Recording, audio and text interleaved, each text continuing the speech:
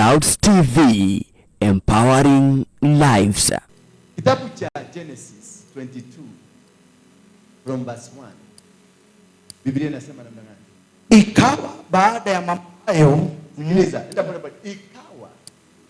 Rudi hapo. Ikawa baada ya mambo hayo, simamia hapo. Ikawa baada ya mambo hayo, after these things, kwa Kikuyu thutha wa maundu maya, kwa Waluya, then God spoke to Abraham. After what has been happening to you, after the challenges that you have been going through, after the difficulties, after the persecutions, after the battles, after the struggles, God spoke to Abraham. God will never speak to you before you have gone through a test. Bwana Yesu asifiwe sana. So don't cry. You are going through a test. And then God will come. He's coming. Sasa tusikie amekuja. Abraham alikuwa ameteseka. Hayo maneno ambayo ya nyuma ni gani? Haya tusome. Ikawa baada ya mambo hayo, Mungu alimjaribu Ibrahimu. Baada ya mambo yote ambayo unayapitia, Mungu atakuja. Lakini hatakuja kwa ile njia ulisema uliambiwa. Utabarikiwa. Utapata shamba. Utapata gari. Wacha nibariki watu na gari mbili hapa. Inua mkono wako kama unataka kubarikiwa na gari. Barikiwa! Barikiwa na gari. Sasa nikuulize, nimekubariki na gari. Ni gari ya nani umesikia imeachwa kwa barabara? Kuna mtu amepoteza gari? Ati utaenda kuokota? Hapana. Hii gari iko na Muhindi. Hii gari iko na Mchina na Mjapanese. Ni venye utaenda kuichukua ndio nyinyi hamtakagi kuelewa. Kubarikiwa nitakubarikisha. Lakini kuna process ya kuenda kwa hiyo gari. Haitakuja hivi kwa sababu ati apostle alisema nitabarikiwa. Nitabarikiwa na shamba. Utolewe wapi shamba? Lazima uelewe kuna process. Na hiyo process ndio nimekuja kukufundisha. Yes, baraka hiko. Mbingu imefunguka imesema ngapi hiko. Mbingu imefunguka imesema kuna shamba. Mbingu imefunguka imesema kuna kanisa kubwa. Lakini process ya kutoka hapo mbingu umeambiliwa kuna barabara. Kutoka hapa mpaka kuenda kwa hiyo kitu iko. Kuna nini? Kuna barabara. Na hiyo sasa ndio sisi tunapo, ndio nimesema sisi wa Kristo tunakaa kiujinga. Maana wale wengine wanaelewa kutuliko. Ushajiuliza wakati wanafanya kazi kwa Muhindi? Hapa wanafanya kazi kwa Muhindi. Hakuna mtu anafanya kazi kwa Muhindi mafactory huko. Ujiuliza huyo mtu anafungaga saa 7 kwa msikiti. Kazi yake yote. Ni wakati hapa mnaweza kufuka kazi. Muende mkaabudu. Wachache maana mko na haraka. Baada ya Mungu akamjaribu, akamwambia, Ibrahimu. Ibrahimu. Naye akasema, mimi hapa. Ndio huyu mimi. Akasema, umchukue mwana wako wa pekee. Mwana wa pekee. Umpendaye. Isaka. Isaka. Ukaende zako mpaka nchi ya Moria. Simamia hapa. Akamwambia ukamchukue mwanao wa kipekee. Underline sema 1. Umpendao. Isaac. Sema 2 na 3. Alimwambia mambo matatu. Mwanao, your own, ambaye unampenda. Kisha akamtaja jina. Akamuita Isaka, maana kulikuwa na kitoto kingine. Alafu akamalizia umpendaye. Hizo ni vitu 3 tofauti. Turudie tu kwa laini pole pole. Chukua mwanao. Akasema umchukue mwanao. Number 1. Uchukue mwanao, mwana wako wa pekee umpendaye. 2. Umpendaye. 3. Hizo ni vitu 3. Isaka. Akamtaja mpaka jina. Ukaende zako mpaka nchi ya Moria. Kisha akamwambia umpeleke kwenye nchi ya Moria. Nataka tuende taratibu. Maana nikitoka hapa kuna watu watafunguliwa. Nikitoka hapa kuna watu watakosa kufunguliwa. Hapa mwezi kusema amen. Maana akamwambia chukua mtoto wako wa kipekee, mtoto ambaye unampenda Isaka. umpeleke mpaka mlima Moria, ukamtoe kama sadaka ya kuteketezwa. Umpeleke kwa mlima mmoja ambao nitakuonyesha huko Moria. Sio kama umenielewa hapo? Achukue mtoto wake wa kipekee ambaye anampenda na anaitwa Isaac, ampeleke mpaka kwenye mlima wa inaitwa Moria. Na ukifika mlima Moria, kuna mlima nitakuonyesha katika mlima huo. Bwana Yesu asifiwe sana. Sio kila mlima ni mlima. Mlima inafanyika mlima ukionyeshwa. Bwana Yesu asifiwe sana. Mlima wa baraka utafanyika mlima baada ya kuambiwa ni hapa. Sio ile ya kuona mtu ati niliona apostle kwa YouTube na ninaona wewe ndio unaweza kutatua matatizo. Nani aliyakuambia? Niliona wewe apostle Adonai, nilikuona kwa TV na nimeona wewe ndio unaweza kutatua matatizo yangu. Nani alikuambia? Ulizungumziwa ama uliona kwa TV?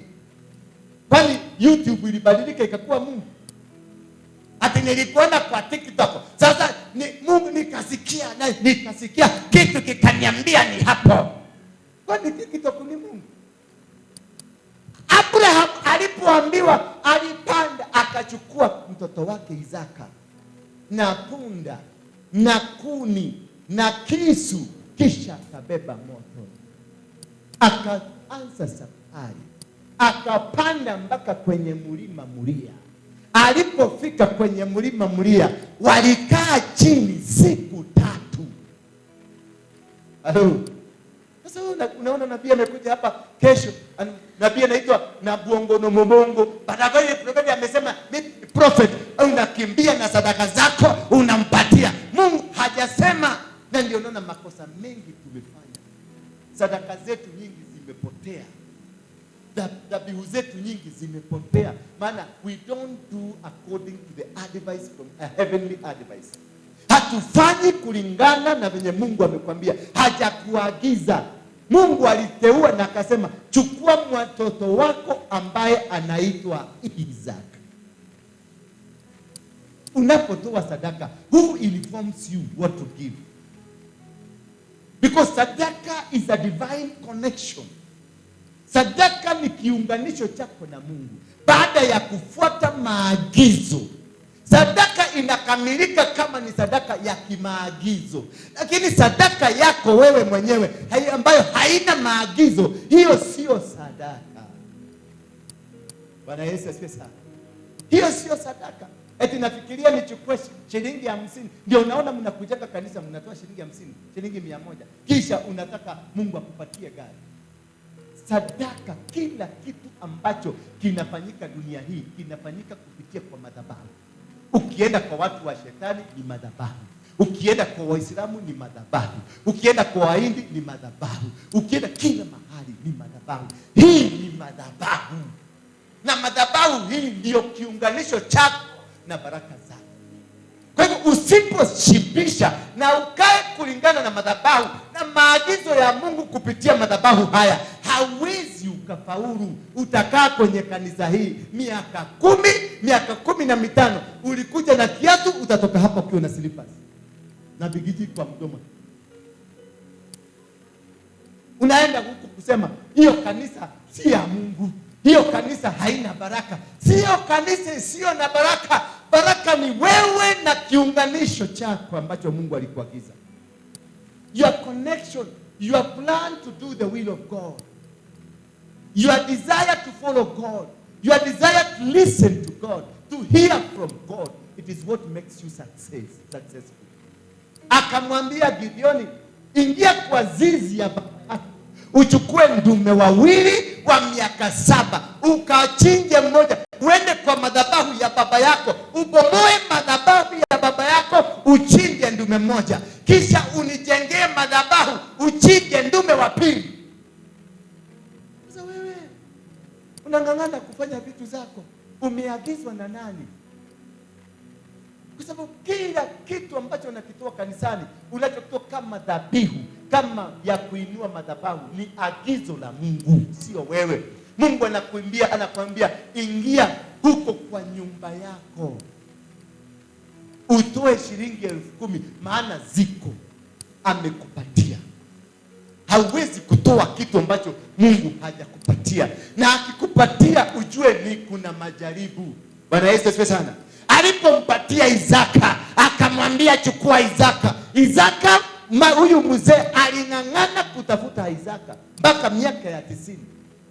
Huyo Mungu aliyempatia akakuja akanyemelea, akamwambia ninataka huyu mtoto. Maana anything that God has given you is a test, because he want to give you something bigger. Bwana Yesu asifiwe sana. Amekupatia shilingi 1,000,000, amekwambia chukua hiyo pesa, pelekea Adonai. Kisa unaanza kujiuliza, nilikuwa nimepanga kununua kaprodi, nilikuwa nimepanga kufanya nini? Mungu, sasa unaniambia nipeleke. Wewe ndio uliniambia utanipatia pesa ya kununua prodi. Anakuambia peleka. Hananga mambo mengi, peleka. Kwa sababu anataka kukupatia nusu ya kama eka 100, lakini amekupatia tu pesa tu akakuota. Bwana Yesu, uliomba pesa ya kununua kakuota na anakupatia. Immediately amekupatia, anakuitisha peleka kwa madhabahu yake. Because anataka kuona, ninataka kubariki huyu mtu. Lakini katika kubariki huyu mtu, ako tayari kwa baraka. Maana ukomavu wako wa kubarikiwa ni kujua kutoa sadaka ya madhabahu. Hiyo ndio ukomavu yako ya kujua umeokoka, ya kujua uko tayari kufanya kazi ya Mungu, ya kujua uko tayari kubarikiwa na Mungu. Ndio Mungu akuinulie madhabahu, lazima akuchunguze, lazima akufuatilize, lazima ajue, are you ready for what he is about to give you? Wengine tunalia hapa, ati nimeomba, nimefanya, nimeomba, nimeenda kwa milima, nimetoa madhabihu. Nani ulitoa madhabihu? Unaambia nani? Ulikuwa unatolea nani? Nani alikuagiza? Akamwambia Solomoni, panda kwenye mlima Gibeoni, nichinjie ng'ombe 1,000. Ni agizo, sadaka yako ni agizo kutoka mbinguni. Na ukitimiza agizo, because it is a test to test, are you ready for the blessings? How mean are you? Moyo wako, how mean is it?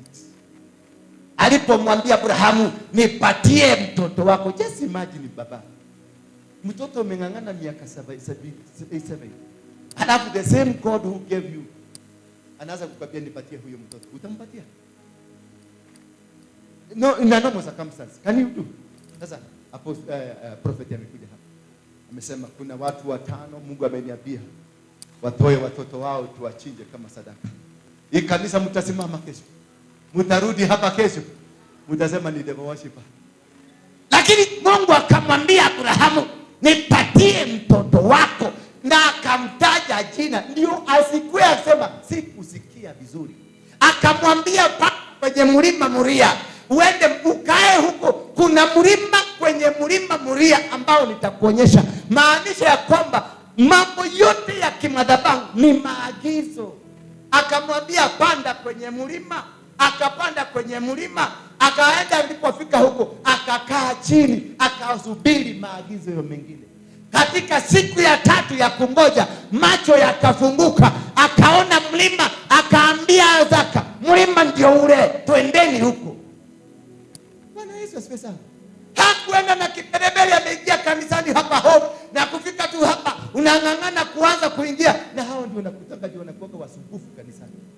Maana alikuja na shilingi yake 100,000, immediately akafika hapa, na kwa sababu anataka aonekane na kuwaka na pesa, akakuja na ameshika pesa. Sasa hiyo mpaka anatembea hivi, anakuja nafika, anaachilia kikapu hapa ndani, kila mtu akiona. Ndio kutoka hapo inakuwa ni usumbufu. Maana haikuwa ya Mungu, ilikuwa shinikizo yake kujipendekeza. Wakiwa kwenye mlima, wakaonyeshwa mlima ndio ule. Kwa hivyo lazima uonyeshwe where to give your sacrifice. Lazima Mungu akuonyeshe. Sio ujionyeshe, sio ujipendekeze, si YouTube, si Twitter, na si TikTok, na sio hizo vitu zingine. Ni Mungu mwenyewe. Ukafuata maagizo ya Mungu, yanakuelekeza to the point where he wants you to be, because he knows what he wants to give you. Na na atakupatia kulingana na what he wants to give you. Alipofika pale, walipoona mlima, akaambia hawa vijana wengine wawili, tulieni hapa, mimi na Isaka tuende tukamtukuze Mungu. Kumbuka alikuwa na punda na alikuwa na vijana wengine, lakini hakuenda na wao wengine. Madhabahu, unapoinua dhabihu yako, haiinuliwi na mke wako, haiinuliwi na mume wako, haiinuliwi na rafiki yako. Wewe unajiinulia dhabihu, maana ni conversation yako na Mungu. Hiyo ndio step 3 ya madhabahu. It is your conversation with God. Madhabahu sio ya watu wawili. Because the blessings is not for two people. The blessings for you alone if you hear the voice of God. If you listen to God, God will give you direction on what to do. We may be 10, but God speaks to me. He will speak to you. He will speak to them. Kulingana na uwezo na kule anataka kupeleka. Kanisa hii iko na uongozi. Na uongozi ni tofauti. Na kulingana na uongozi huu, ndivyo Mungu anakubariki kulingana na ule uongozi na mahali unafanyia kazi yako na venye unatii amri za Mungu. Kuinuliwa kwa any position ni jasho yako, ni masikio yako. Sio mimi nikuja niseme ninaona. Yes, ninaona, ninaonyeshwa wewe ni nabii, lakini lazima utafute unabii huo. Na utautafuta kupitia kwa dhabihu na kusikiliza Mungu na maagizo ya Mungu. Si ati nitakuja wangapi hapo wamekelewa mikono wakaambiwa ni manabii na bado mna struggle? Wangapi hapo mmekelewa? Hii kanisa labda ni yako ya nani? Kutoka pale uliwekelewa mkono ya kwanza mpaka kuna kwingine uliwekelewa mguu, mpaka kwingine uligongo na kichwa, ndio unabii kia. Kwingine uliambiwa lala chini ukalala chini, kwingine uliambiwa utikike kama mmluya ukatikika kwa. Yote hayo yapo. Hiyo yote umetabiriwa iko. Lakini a process to go there ni different na kutabiriwa. Kumwagiliwa mafuta utamwagiliwa leo. Lakini hiyo ndio inaitwa anointing. Na kuna kitu kingine inaitwa appointment. Kuna kumwagiliwa mafuta na kupatiwa kazi. Daudi akamwagiliwa mafuta, lakini aliambiwa aende akachunge kondoo akiwa na mafuta. Sasa hapa leo utamwagiliwa mafuta, unaanza kurukaruka huko kusumbua watu. Unajua mimi ni nabii, nilitabiriwa. Mimi ni mtumishi. Nikikuangalia hivi ninaona kuna accident iko mbele yako. Bako unakuta mtu venye anatembea kama nabii mwenyewe. Anajikunja bako unasikiria ni minyoo iko pande hii. Kumwagiliwa mafuta si kumaanisha umefanyika nabii. Kumwagiliwa mafuta ni kutenganishwa na watu, ndio process ya kukufanya nabii ianze. Acha kukimbilia kwa sababu mafuta umemwagiliwa haleluya. Kanisa Sunday hatutasoma. Wenye utaruka hapo kiburutika kama kuku amechukua. Juli mwagiliwa mafuta. Daudi alimwagiliwa mafuta. It took him 15 years to become what they said about him. It took 25 years for Moses to become. Every person ambao wameinuliwa kwa kiwango kikubwa imewagharimu miaka kama 15. Yeye afike mahali Mungu. That is anointing is not the same as appointment. You can be anointed ukae miaka 60. You can be anointed ukae miaka 50. You can be anointed ukae miaka 30. You can be anointed ukae miaka 10. Bila kuona hiyo kitu ulimwagiliwa mafuta. Hadi wakati umpikwe. Daudi alirudishwa kwa kichaka, aendelea kuchunga makondoo. Katika hali ya kuchunga makondoo, akaendelea kupikwa, kutengenezwa.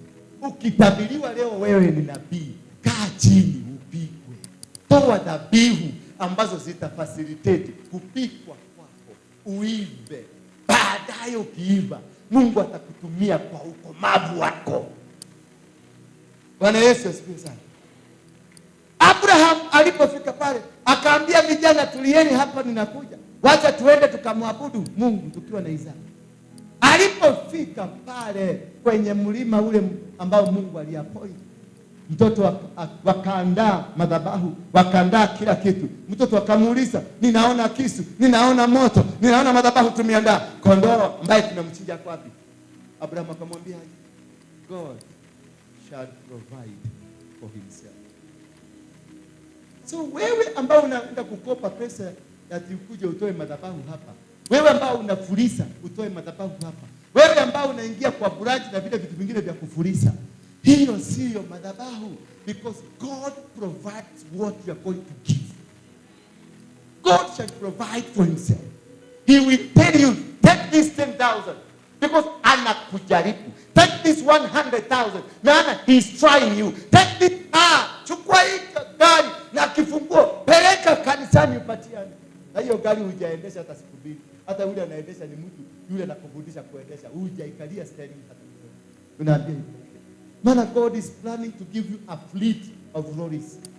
God is planning to give you marori, mabasi kama 100. Lakini anataka kukujaribu. How mean are you?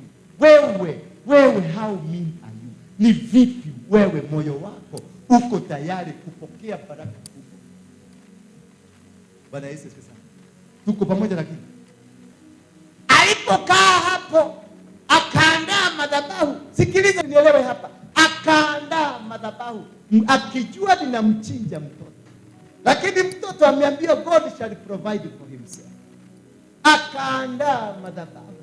Ndio hiyo dhabihu yako ifanye kazi. Iandalie msingi wake.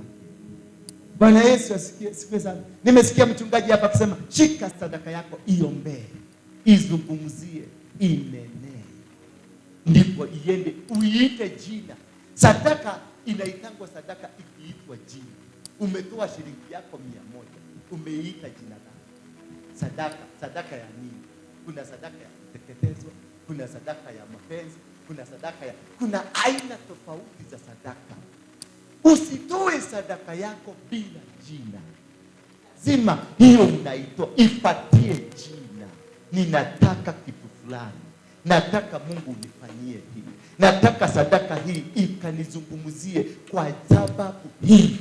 Sadaka si sadaka mpaka ipatiwe jina. Isipopatiwa jina inaendaka tu kurandaranda, maana haijui kwa kwenda. Huyu alinenea yake anataka nyumba yake ikue. Huyu alinenea yake anataka watoto wasome. Huyu alinenea yake anataka duka. Huyu alinenea yake anataka kitu fulani. Wewe haukunenea yako. Hizi zingine zote zinakwao, zinajua kuenda kwao. Yako itabaki ikingojea kupatiwa jina. Ndio unaona muujiza wako umekwama. Sadaka umetoa nyingi, lakini muujiza umekwama, maana haujakomana. You must command. Bwana Yesu asifiwe sana. Mungu akamwambia Gideoni, nenda uchukue ndume 2 wa miaka 7.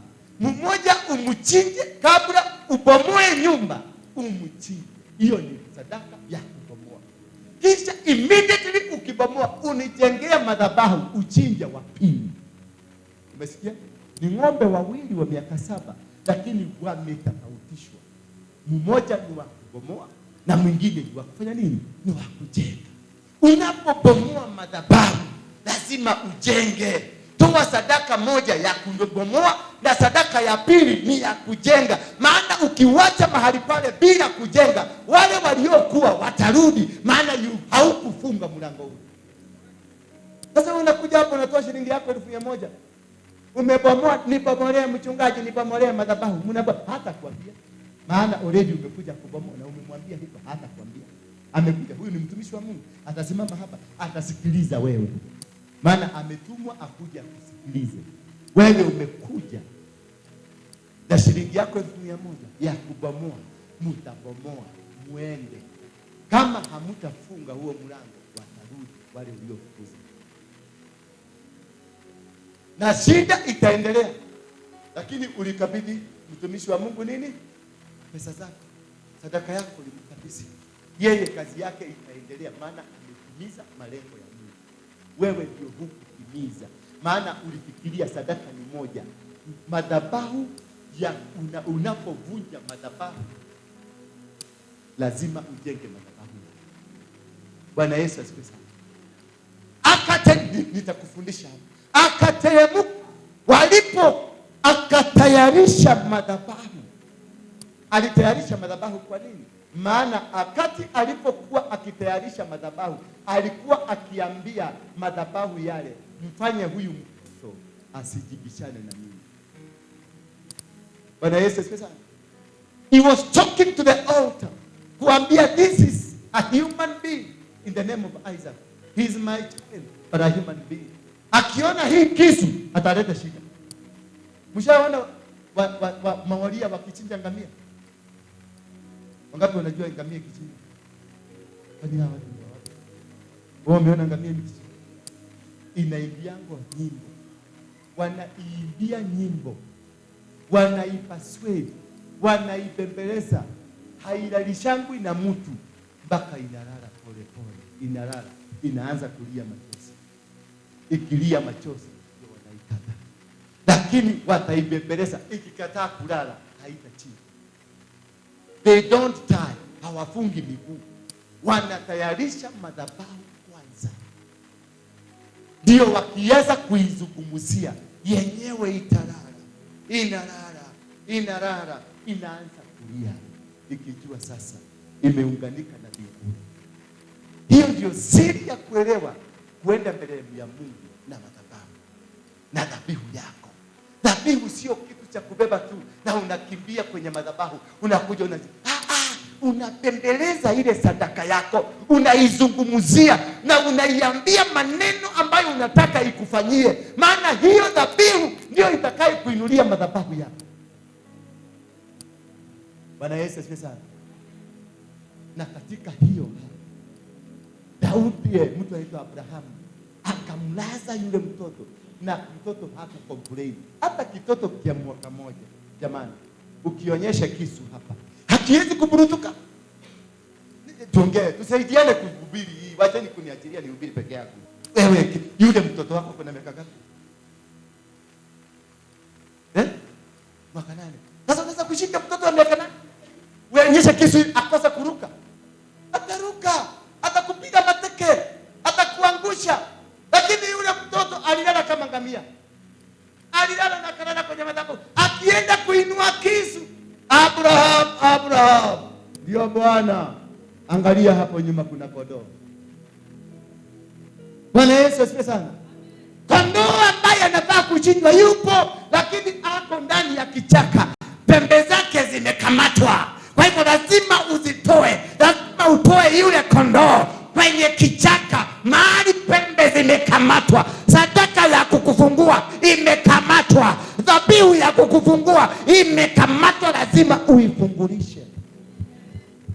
Na utaifungulisha kwa nia ya kutaka kufanya hivi. Lazima uelewe. Alipotazama nyuma, akawacha mtoto, akaenda akachukua kondoo. Alipochukua yule, akamchinja yule kondoo. Hebu sikiliza verse 16 hapo. 16 hapo. Akamwambia, kwa maana haukumnikataza mtoto wako. Haleluya. Sasa nataka uelewe siri hapa. Kwa maana haukunikataza mtoto wako. Ni nini kilifanyika? Kwa maana kumbe Mungu kutoka verse 1 alikuwa na testi huyu mjamaa. Huyu ambaye huko hapa kanisani, you are being tested by God. Wacha umang'aa, tulia. Wacha uundwe, tengenezwa. Amen.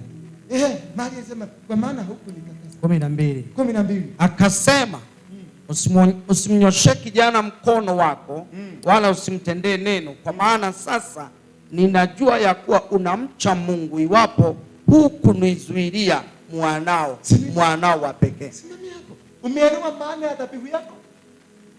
Umeelewa maana ya dhabihu yako? It is a test. Anasema kwa maana haukunikataza mtoto wako. Sasa ninajua unaniabudu. Sasa ninajua uko hapa, moyo wako, mwili wako, fikira zako, mambo yako yote yuko na pamoja na mimi. Sasa zawadi ni nini? Zawadi ya Mungu kukuelewa na kujua haya, kumbe huyu mtu ananipenda, huyu mtu atakaa na mimi. Alimpa zawadi. Zawadi gani? Mstari wa 16. Akasema, nimeapa kwa nafsi yangu, asema Bwana, kwa kuwa umetenda neno hili, wala hukunizuilia mwanao wa pekee. Katika kubariki nitakubariki. Katika kubariki nitakubariki. Na katika kuzidisha nitauzidisha uzao wako. Katika kuzidisha nitakuzidishia, nitakubariki. Because of passing a test. Hiyo dhabihu umeitishwa ni test. Ni Mungu anataka kukubariki, lakini anakutest. He's testing you. Are you ready for that blessing you are looking for? Are you ready for that plot God wants to give you? Are you ready for that marriage? Are you ready for that prophetic ministry? Are you ready for that evangelistic ministry? Are you ready for that business? Are you ready to go to America? Are you ready to go to France? Are you ready to go to Europe? Are you ready? Ni test. Akamwambia kwa sababu haukuninyima, katika kuzidi nitakuzidishia, katika kubariki nitakubariki. Alafu hizo ndizo baraka zinazotokana na kuwa mwaminifu. Na katika nitauzidisha uzao wako. Uzao wako utazidishwa kama nyota wa mbinguni, nyota wa kule mbinguni, na kama mchanga ulioko pwani. Na uzao wako utamiliki mlango wa adui zao. Sijui kama kuna Wakristo hapa wangeelewa kitu kama hiyo, wangekuwa wamesimama, lakini kwa sababu hatuna Wakristo, tutaokoka baada ya hii. Bwana Yesu asifiwe sana. Nitakuzidishia kama nyota wa mbinguni, utakuwa mwingi kwa sababu ya kupita mtesi, sio kwa sababu ya kumtoa Isaka. Hizi baraka hazikuji kwa sababu alichinja kondoo, hazikuji kwa sababu alitoa Isaka, hazikuji kwa sababu kuna jambo alifanya. Hapana, kwa sababu ya kuwa mtu aliyeamini Mungu. After passing a test, kufaulu kwenye mtihani wa Mungu, milango ikafunguka. Kufaulu tu kwenye mitihani ya Mungu, na akamwambia uzao wako utamiliki milango ya maadui. Kumaanisha kutoka sasa maadui aina yoyote hawatakuweza.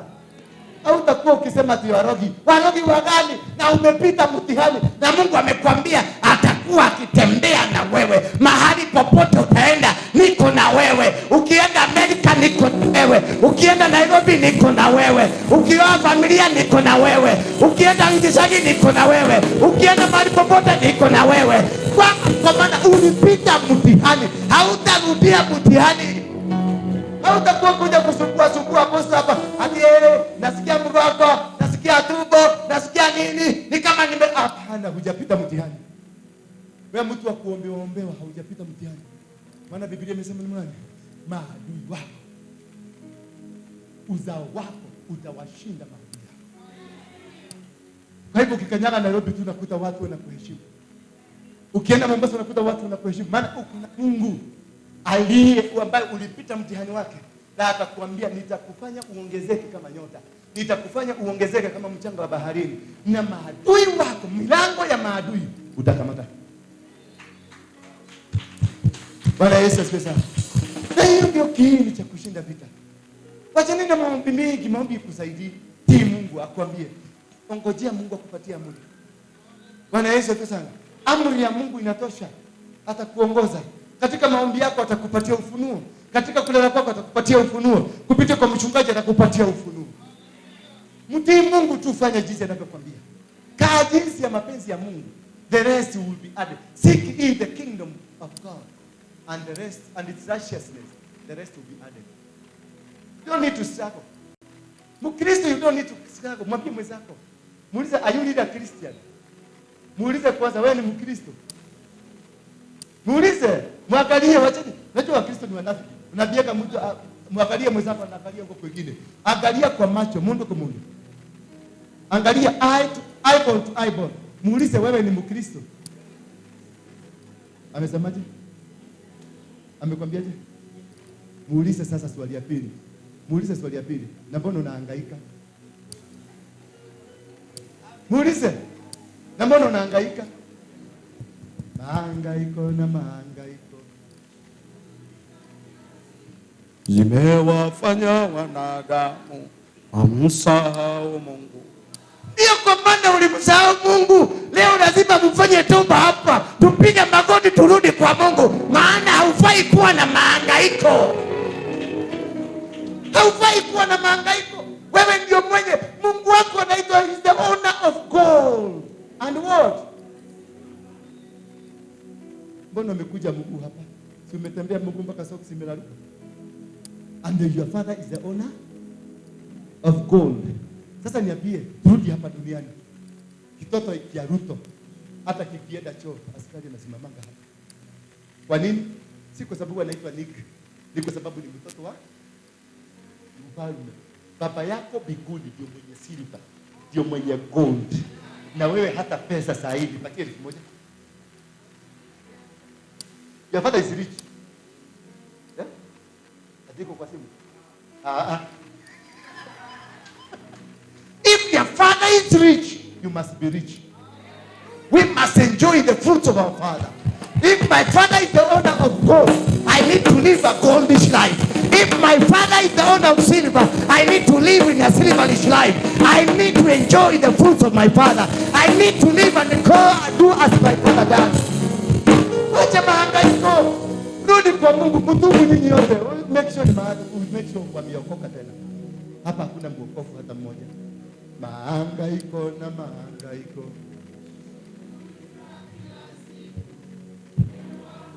Bwana msahau Mungu. Ni wanadamu gani? Ni nyinyi ama ni wale wangu nje? Kitabu cha Yeremia 1 nimalize mstari wa 10. Nikufundishe sasa jinsi utaenda kufanya hii madhabahu. Na muanze kutoka leo. Wachaneni na sadaka za kawaida. Murudi kwa madhabahu. Jiinulie madhabahu. Madhabahu ndio upigana. Kutoka bibi visadaka vidogo. Waislamu hapa nitafutie msikiti ya mabati hapa. Na hapa kuna msikiti ya mabati. Hamna. Na mnasema hawaendi biguni. Nyinyi ambao mnaenda biguni, umesumbua mchungaji hapa mpaka mnakaa kwa. Na alipowaambia mnunue viti mlihama kanisa likatika. Ndio mkuje baadaye maada ya viti vimenunuliwa. Maana hutaki kubeba mzigo. Hata leo wana matoleo hawajakuja. Kwa sababu walisikia kuna kutoa. Hawawezi. Alafu anataka baraka. Barikiwa. Barikiwa. Hakuna kitu cha bure mbinguni. Lazima upite mtihani. Utaishi na umaskini yako if you are not ready to pass through a test. Nisomee hiyo. Yeremia 1:10. Angalia nimekuweka leo juu ya mataifa na juu ya falme ili. Angalia leo nimekufundisha. Ni Mungu anakuambia sasa. Baada ya hayo mafundisho nimekufundisha. Angalia leo nimekuweka juu ya mataifa na falme. Ukifaulu mtihani huu, amekupatia mataifa na amekupatia falme. Ndio zifanya nini? Angalia nimekuweka leo juu ya mataifa na juu ya falme ili kung'oa, ili ung'oe na umaskini, ili ung'oe hiyo tabia yako mbaya, ili ung'oe matatizo katika maisha yako. Alafu nini? Na kubomoa, na ubomoe, na kuharibu, na uharibu, na kuangamiza, na uangamize umaskini, ili kujenga na kupanda, ili ujenge madhabahu ingine na upande ingine iliyo na Mungu itakayokupigania vita.